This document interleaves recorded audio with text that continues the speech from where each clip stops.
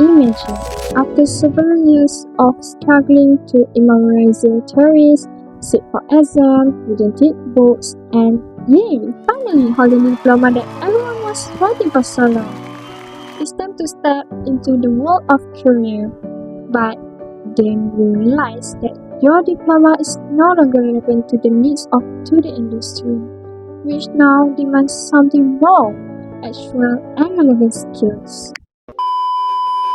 Assalamualaikum and a very good day to my respected lecturer, Madam Aizureen Anwar, and to all my fellow viewers. My name is Balqis Batrisyia Binti MOHD.ROSNIZAM, student ID 202516149 from class BA 2733C. Today, I will be diving into a critical concept about skill mismatch in Malaysia. So, what is a skill mismatch? In the context of employment organization, it occurs when the skill possessed by employees do not match the requirement of their jobs, including over-education, where graduates end up in low-skill roles. For example, a graduate with a bachelor degree in human resource management should be working as an HR officer, but due to current job market problems, end up working as a general clerk or shop assistant. That is skill mismatch where the knowledge we have is simply not being used.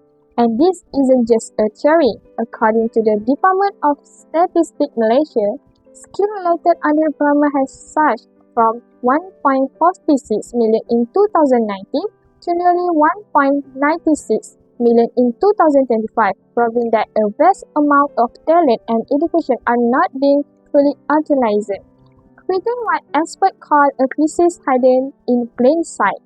So the big question, why does this continue to happen? To understand the root cause behind this crisis, let us dive deeper into this issue. The first and most frequent causes is the academic and industry gap, which is very closely related to job analysis. This is said to be a disconnect between what university teach and what industry actually needs. This happens because organizations fail to update their KSAOS. As we know, universities have produced graduates with a certain set of knowledge. But when companies do not carry out their role through the dynamic job analysis and instead continue using outdated job requirements that no longer reflect modern industry needs, this is supported by the New Straits Times April 2025, which highlighted that due to this ongoing mismatch, many graduates are now forced to seek opportunities outside the field of study. Second, the sluggish growth of skilled jobs with a serious imbalance between labor demand and supply. The number of students entering universities continues to grow rapidly, but the creation of high-skilled positions in industry is not keeping pace. In HR terms, we are facing a labor surplus to many graduates to fill skilled positions. This is supported by Khazanah Research Institute (KRI), whose study on overqualification show that many fresh graduates are already overqualified for the position available, a direct result of organization failing to align their staffing planning with the technology and industry change. Lastly, the inconsistency of job reward, which is related to the purpose of job analysis and to identify reward that can attract the right talent. Many organizations have failed to offer a competitive employee value proposition both in extrinsic and intrinsic reward. The most alarming evidence comes from the Bank Negara Malaysia report, which showed that graduate median salaries dropped by more than 20% after the pandemic from RM2,066 to only RM1,624. This failure in job reward analysis has created a massive gap between what is offered and what graduates, KSOS, are truly worth, making the industry less attractive to local talent. Now that we identify the factor, we must ask, why does this matter?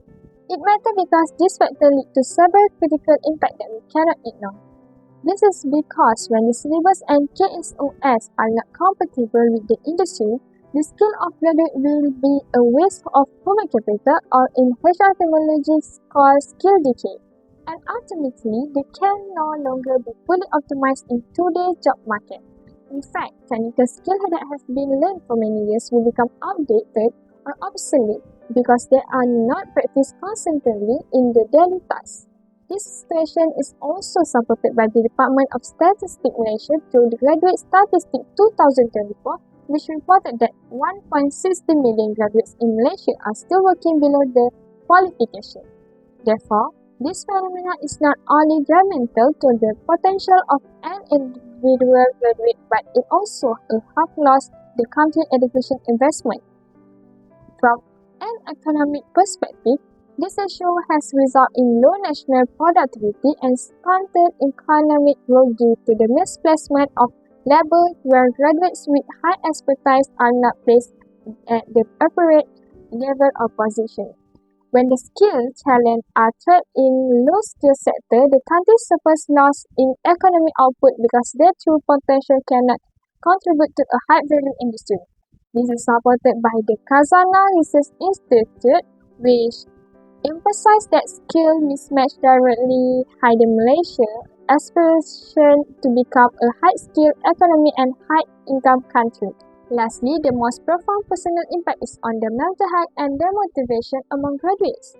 Emotional stress often occurs when graduates feel that their years of hard work and academic effort cannot bear fruit in the career that they dream and deserve further anxiety that erodes their own self-confidence.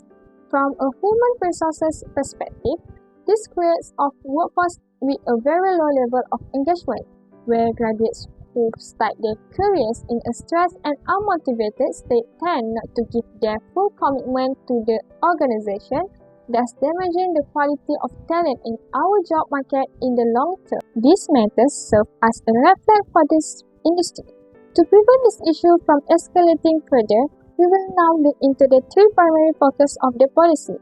The first policy focus is the implementation of the Dynamic Curriculum Coordination Policy. This policy aims to bridge the gap between academic theory and practical reality by mandating strategic collaboration between universities and industries. Through this policy, a comprehensive syllabus review must be carried out every 2 years. This 2 years period is extremely critical because technological evolution and change in job market trend will occur rapidly. This is in line with the mandate of the Malaysia Higher Education Blueprint 2026 and 2035, which requires strategic collaboration between universities and industry in curriculum transformation to ensure that the graduates produced are relevant to the needs of the current job market. Therefore, with the active involvement of the industry, we can ensure that the KSAOS taught to graduate are relevant and in line with current needs. This proactive measure can not only prevent skill decay from the early stage of study, but also ensure that the human capital produced has high market value and is ready to drive industrial productivity once they graduate. The second policy focus is the progressive wage policy and wage transparency. This policy aims to overhaul the country's wage structure to be fairer, more competitive, and more transparent to eliminate low-wage practices that are disproportionate to qualification of graduates.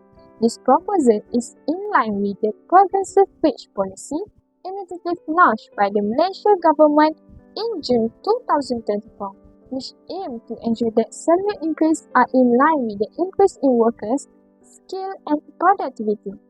With wage transparency, graduates can access the true market value of the KSAOS, thus reducing the risk of exploitation in the labor market. From a human resources perspective, this policy will not only strengthen the employee value proposition at the national level to attract local talent so that they do not migrate abroad, but it will also provide an injection of motivation and appropriate appreciation to graduates, thus addressing the issue emotional stress and demotivation that often plagues them. The third policy focus is the talent-based economic transformation policy. This policy aims to shift from a low-cost economic model to an innovation-driven economic through strategic investment in high-value industry. Through this policy, the government and the private sector need to prioritize investment in sectors such as digital technology, green energy, and advanced manufacturing that require high technical skill. This move is in line with the new Industrial Master Plan 2030, which target the creation of 3.3 million high-skilled jobs by 2030. with the median salary in the manufacturing sector expected to increase by 9.6% to 4,510, proving that the transition to high-value industry is a serious national agenda and not just a discourse. By creating an ecosystem that values the expertise of local talent, we can not only optimize the country's human capital, but can also directly increase national productivity. While government policies set the direction, now the BRIM proposal asks to the role of stakeholders, namely what organizations and individuals can do now, without waiting for policy change to address this crisis head-on. First, from an organizational perspective, employees need to implement a modern job reward analysis by designing a competitive reward system where aesthetic aspects such as salary commensurate with qualification, and institute aspects such as a career development opportunities and reconnection to strengthen the organization employee value proposition. This is supported by the New Straits Times April 2025, which emphasized that competitive rewards are a key factor in retaining local talent and curbing the brain drain phenomena. In addition, organizations must also implement a dynamic and periodic job analysis by continually updating the KSAOS requirement in line with current technological and industry change to ensure that work and expectations remain relevant and future-ready. The second recommendation involves individual graduates themselves.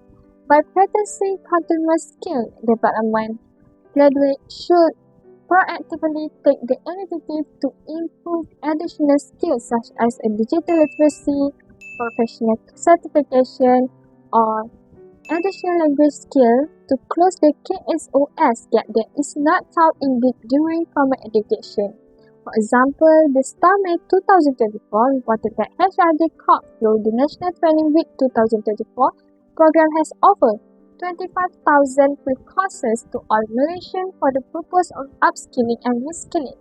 This proves that barriers to learning are decreasing, and what differentiates graduates is their own personal initiative and awareness. Therefore, graduates who invest in lifelong learning will not only increase the market value of the KSOS, but also directly protect themselves from the risk of skill decay and underemployment in the long term. In conclusion, this skill mismatch issue is a hook loss to the country's human capital that cannot be ignored. We are not just talking about statistics on how many graduates aspirate it, but about a future of graduates who need to be put on the right track so that their potential is not wasted. Therefore, it is time for us to shift from traditional thinking to a career ecosystem that is more progressive and dynamic. Moving forward, we must build stronger collaboration between education, industry, and government to create meaningful opportunities for every graduate. The future sustainability of the country's economy depends greatly on our courage to make change today. Every talent that is born must be valued with appropriate opportunities to ensure that Malaysia not only produces graduates who are smart on paper, also competent in delivering progress in the real world. And now, together, we can turn skill mismatch into opportunity. Thank you.